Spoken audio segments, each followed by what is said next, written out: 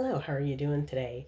I am going to discuss some current events, and I have a list here, and I'm just going to kind of go through it, just kind of rapid fire. All right, Greenland. A couple of weeks ago, Trump was threatening to take over Greenland. Oddly enough, over the last week, maybe, that has not been discussed very much in the media that I've seen, not in the American media.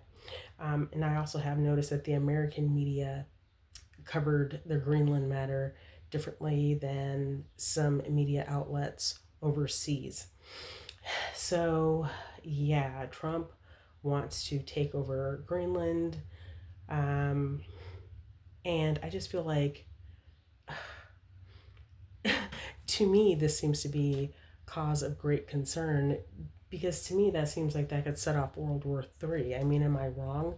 Because NATO is about like 30 countries, and to my understanding, to put it simply, the motto is if one person fights, we all fight.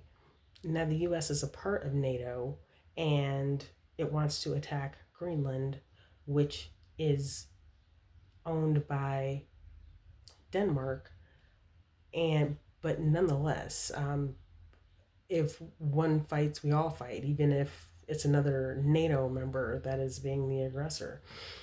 So, considering that I think there's like 30 or 32 countries in NATO, it seems like that would set up World War III. But um, I don't know. People really did not seem to be alarmed by it. I mean, I certainly was and still am because it was just like a couple of weeks ago. I mean, a few months ago, Trump started talking about how he wanted to take over Greenland, and then he stopped talking about it. Then he started talking about it again, and now the media is not talking about it. So I don't know. Maybe he just backed off. But I watched some stories on YouTube about uh, Greenland and Denmark and NATO, and some of these countries like England and France. I mean, they were ready to pull up. I mean, they were like, okay, if that's what you want, then let the war commence. And then Trump backed off. And then it sounds like Trump really started to push tariffs against a lot of European countries. And I'm like, well, that's not very good either because if Trump starts to, uh, you know, implement all these tariffs, it seems to me like that would cause global economic unrest. I mean, it seems like the entire Western economy would, suffer for that. And again, I just feel like, I don't know, a lot of people don't really seem to be alarmed. Um, I am, though. I'm just like, okay, this can't be good. We're either looking at World War III, like a full on military conflict, or we're looking at um, economic instability in the Western world. Like neither of these uh, seem good, and it's all over a gigantic piece of frozen land that a lot of us pretty much probably forgot that it even exists. But anyway, and again, Trump ended up looking like a wuss because these countries like England and France and I'm sure many others too, but I know like England and France, they were ready to fight, and then Trump backed off, and he didn't go through with the tariffs either. So he always backs off. I mean, he's your typical playground bully, where somebody, as soon as somebody just kind of draws the line and says, "I'm not putting up with that nonsense," they back off. So there's that. And another thing, there is a video where Trump says that he thinks it's a good thing that the dollar um, loses value. And I'm absolutely floored by this. And again, it's another thing where I do not feel like people are talking about that enough. Because honestly, that's the president of the United States. That's really his or her. maybe one day, but it's really his only job, as far as I'm concerned. And the U.S. economy is an absolute juggernaut. So if somebody was elected president, if they pretty much just did nothing, if they just did nothing, like they accused Joe Biden of being, quote, like Sleepy Joe, um, that would be a good thing. Like, just do nothing, touch nothing. Things would probably be okay. But Trump seems to want to make the dollar lose its value, and it has gone down in value. So again, I don't understand what's going on. I don't understand the reactions of people. I mean, I don't have any special knowledge. Like, I mean, I just look at news reports on YouTube and I'm like, is anyone else concerned here? And I also want to know, okay, last September, there were all these people on social media who swore up and down that we were about to have the rapture. And I'm like, where's all the end time prophets at? Because Trump is trying to sink the dollar. So it's just like, okay, well, what's next? And because I mean, this would have global repercussions. Because I mean, there's a lot of countries who the US dollar is the currency that they use in business. And I mean, anyone who's ever gone overseas has probably had an experience where um, a vendor of some sort, will accept a US dollar um, if you didn't have their currency like right on hand. So if the US dollar is weakened, then that has global repercussions. And I almost wonder, okay, like if he's trying to make the US dollar weaker and more aligned with a lot of other currencies, then what? I mean, are we talking like the one world currency? Where you at, in time scholars? Where you at? Because you had a lot to say last September when you thought that the rapture was about to happen. See, these a lot of these squirrely weird people, they never show up and pop up when you need them. They don't. So anyway, there are my thoughts on that. Venezuela and Cuba. Trump already took over Venezuela. Um, and I did not see the purpose in that. I'm like, well, what about Venezuela? Like, I mean, I know that it's an oil rich nation, but I'm just like, okay, what's that going to do for us? I mean, is he going to get gas down to like 25 cents a gallon or something? No, that does not happen. Not to say that that would make it right, but I'm just like, if he's going to do stuff like that, like, why are we not seeing any real benefits? I mean, I guess gas has gone down a little, but my car's pretty fuel efficient, so all this talk about gas, that doesn't freak me out.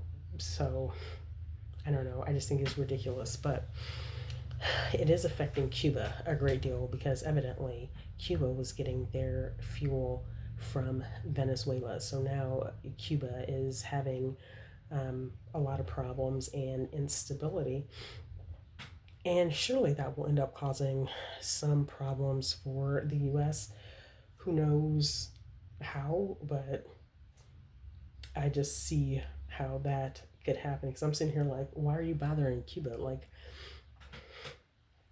hasn't the US like bothered Cuba enough? Like, what else do we need? Like, why are we bothering Cuba of all people? It's like, isn't the nail already in that coffin? Like, it can only go down so far, I would think. But the thing about these MAGA people is like, the nail will already be in, and I'm like, good gravy. Like, how much further do they want to drive this thing?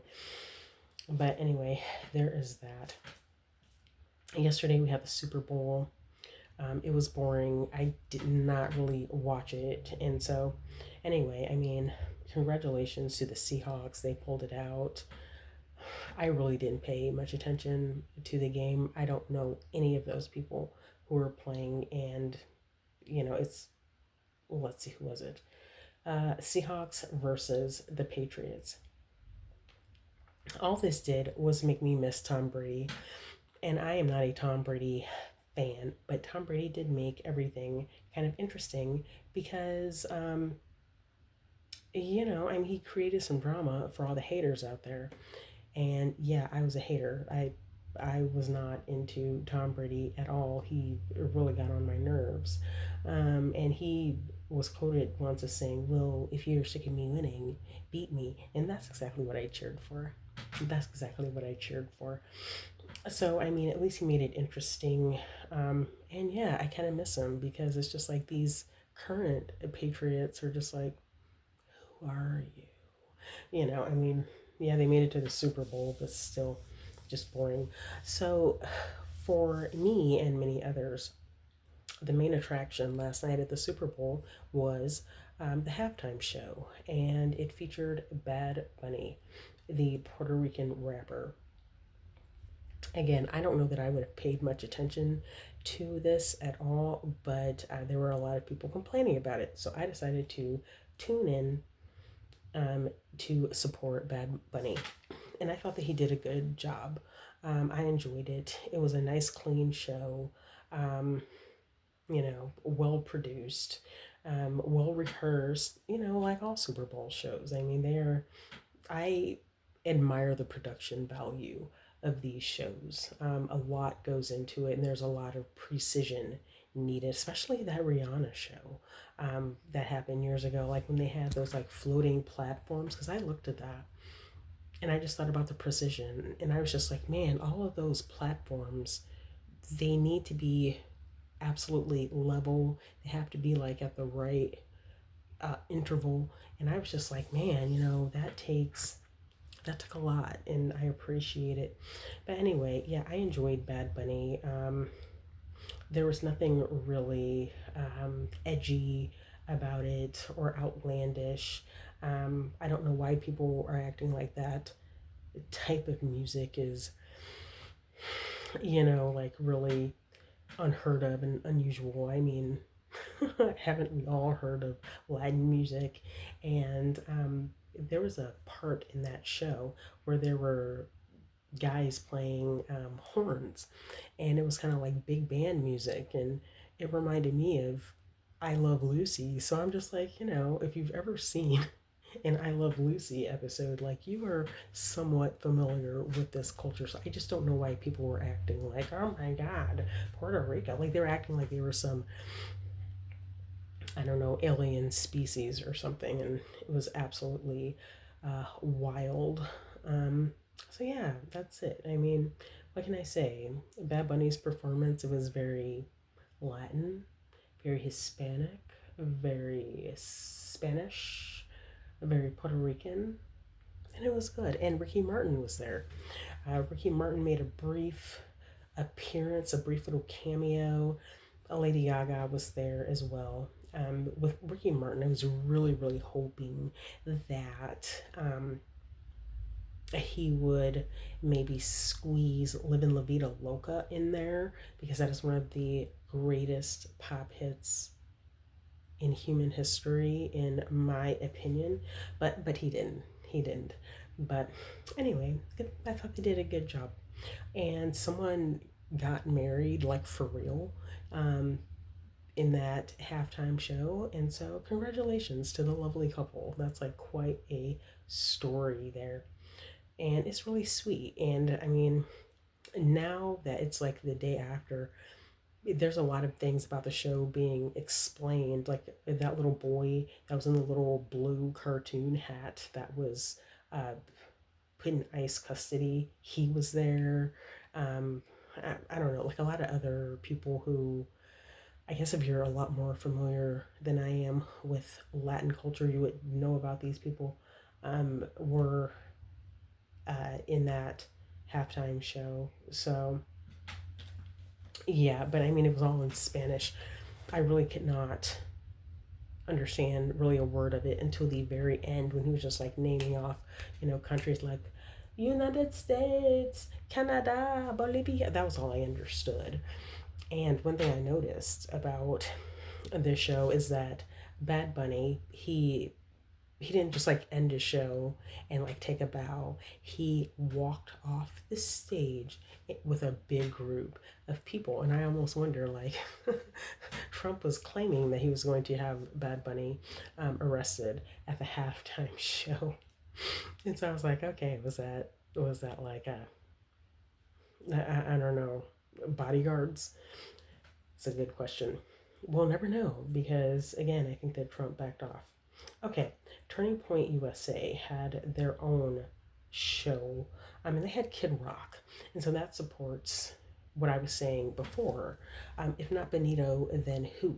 And then Turning Point USA, they went and had their own halftime celebration, and Kid Rock is who they came up with. I was like, really? Kid Rock is who you're gonna come up with. Like that's the best person you can come up with. Now I've never really been a fan of Kid Rock at all, but I remember him being popular, and it's been like 25 years ago. So I mean that's what I'm saying about all these people that complain about the Super Bowl halftime show. Is okay, like Tom Brady was saying, put up some wins, put up some wins, put up somebody who's better than these other acts. Put up somebody who sells some records. I mean, of course, yeah. I mean, there's Taylor Swift, but I said before she's engaged to one of the most popular players, so she really has no business being there because it just wouldn't look right. There would be conspiracy theories. It would be extremely annoying for me personally. So I don't think they should do it because I don't want to hear all these like Kansas City Chiefs conspiracy theories. It'll end up annoying me. So anyway, Turning Point USA, they put Kid Rock up there. This is what I'm not understanding, or this is what I was thinking that they would do, is have Nicki Minaj perform. Why didn't they have Nicki Minaj go up there and perform like Anaconda or something? That's a more recent hit than anything Kid Rock did, and Nicki Minaj is a lot more popular, at least to me anyway. I mean, I've heard of Nicki Minaj a lot more than I have Kid Rock. Anyway, moving on. Oh, and at the Turning Point USA program, there were two country stars or two country performers who I had never heard of at all. Now, I don't really listen to country, but I have heard of some of the artists, and I never heard of those people that were with Kid Rock at all. So even the more popular country artists shied away from that, or maybe the money wasn't right or something. But yeah, I was like, yeah, put Nicki Minaj up there. Why not? But they didn't. They did not invite her to perform. And now this whole Nicki Minaj thing, the thing that I find to be most interesting about this is that Nicki Minaj has had a pretty long career, a pretty long, pretty successful career. And there's a certain way that she always presented herself. And and I'm not even talking about like physically as far as like clothing or anything like that. I mean, the way she just presented herself, like her attitude and her personality.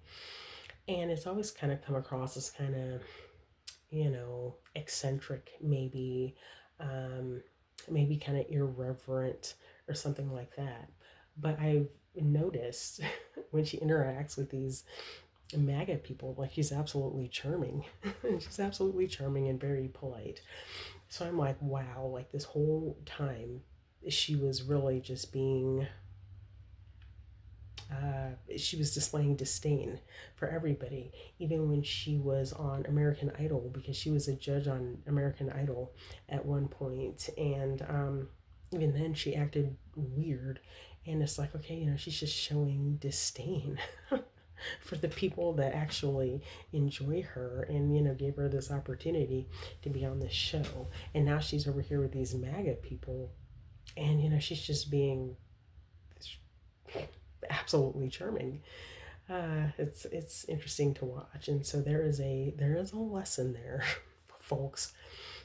There is a lesson, and the lesson is people know how to act. when they feel like they need to act right. And so, yeah, I think that we all need to keep that in mind going forward because this whole Nicki Minaj situation is amazing. I mean, it's just a complete about face and the way she interacts with people. It's fascinating to watch. Now, again, I'm not a huge Nicki Minaj fan. The only thing that she ever did that I really enjoyed was Black Barbie, and even that song had one good line. One good line. And other than that, most of her work has been features from what I can kind of gather. It's just been like her working with a lot of popular artists. So, whatever. Moving on from Nicki Minaj. The Grammys. Oh, I'm going to add something to my list real quick.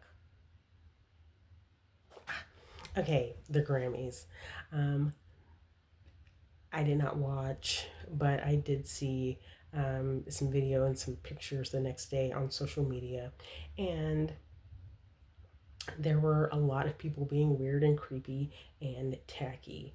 I Oh, well, okay, first of all, yeah, Justin Bieber performed in his boxers, like full on in his boxers, but that's not even the worst, in my opinion. The worst was Missouri's very own, the Midwest Princess, Chapel Rowan.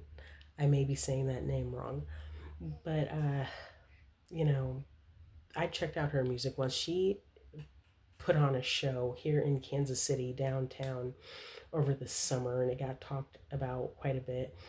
I looked up some of her music. It's not my kind of music that I really enjoy, um, but I just gave it a quick listen. I kind of left it where it was. Other people can enjoy it all day, but nonetheless, that outfit she wore to the Grammys was ridiculous. Like it was gross. It was. It's just gross. It was gross, and kind of creepy. And it's just like we didn't ask for all that. We're not your boyfriend, we're not your husband, or anything of that nature. Um, she could have kept that to herself. And I look at fashion shows and things like that on social media, and really, there's so much cool stuff out there. Um, there's a lot of really neat stuff out there, and I just feel like we could all be having a lot of fun, but we're not because people want to be creepy as opposed to actually, having some fashion sense. And it's like, where are the stylists? What happened to the relationship between fashion designers and people in the entertainment industry? Like, what happened? I do not understand. But anyway, yeah, Chappelle Rowan came out there looking like a creep. And she defends it. She doesn't care. So it's just like, okay, what are we going to do? Oh, yeah, Tiana Taylor. I didn't like her outfit either. At all. At all. I mean, Tiana Taylor, she's very, very fit. It's obvious that she puts a lot of work into her physique. And there were comments on social media that said stuff like, well, if I had a body like that, I would, um, wear something like that too. But the thing is like, who asked for that? And it's like, we can tell that she has a fit physique without her putting herself on display like that. It's just, it's gross. And again, I'm not here saying that people need to wear, you know, I don't know, calf length denim skirts with Skechers. That's not what I'm saying. I'm not saying they need to dress business casual. I'm not saying they need to wear a burqa or dress like a pilgrim. I don't have a problem with fashion being a bit edgy, sexy, flirty, fun, trendy. I don't have a problem with any of that. But those girls really were vulgar, and Justin Bieber stood up there in his boxers, and it's just like, what are we doing? I mean, there need to be some limits there. Now let's move on to the Olympics. The Olympics is going on, the Winter Olympics. Now, some of these like outfits that the different countries wear for the opening ceremonies. They look fabulous. See, this is what I'm talking about. It's just like when the effort is there, when the desire is there, people can do it. Like people can do whatever they want to do. So, people in the Olympics, these different countries, I mean, they are quite on point. Like, let's see, America, they're uh, Ralph Lauren usually designs the American uniforms, and some people complain and say it's a little bit played out, but I mean it's Ralph Lauren. There's a very specific style and brand and aesthetic there, and I think that it works well. I think it's very classic. And let's see, in Italy, it's the Olympics is in Italy right now, so Italy is known for its high fashion, and in their opening ceremonies, which I saw some of, they had like fashion models walk out in red and white and green. It was very cool, very chic. And the opening ceremony, there was one part that was a little bit questionable. I won't even bring it up, but overall, it was a nice show. It was very clean cut. It made sense. It was really cute. I like that part with the dancing musical notes. That was very cute. Um, Olympics coverage is a little bit disappointing because, they have it's pretty much like pay per view at this point. Like some of it's on the USA network. I don't have the USA network, so you either need to pay for it through your cable package, and that's not on like the basic cable package, or you need to get it through some streaming service, or you need to get it through Peacock or something like that. And I'm not doing it. I refuse because I used to love the Olympics. I mean, I would, you know, stay up really late or maybe turn on TV like very early in the morning and just watch, these crazy sports like marathon speed skating or something. Just kidding. I don't know if it's like, if that's an event. It probably isn't, but I remember sitting one year watching the Olympics, and I was watching marathon swimming and like the equestrian horses, and I love it. I love it. I love it. But that's been taken away from us unless we want to pay. And even if we pay, the coverage is not going to be as good because, it's all on these different channels. So I don't know. I don't enjoy it as much. I saw the ice dancing over the weekend, so they let us have that. I don't even know if we get to watch like the rest of the figure skating. And I saw some of the, I call them Mountain Dew commercial sports. I saw some of that. It was amazing. Um,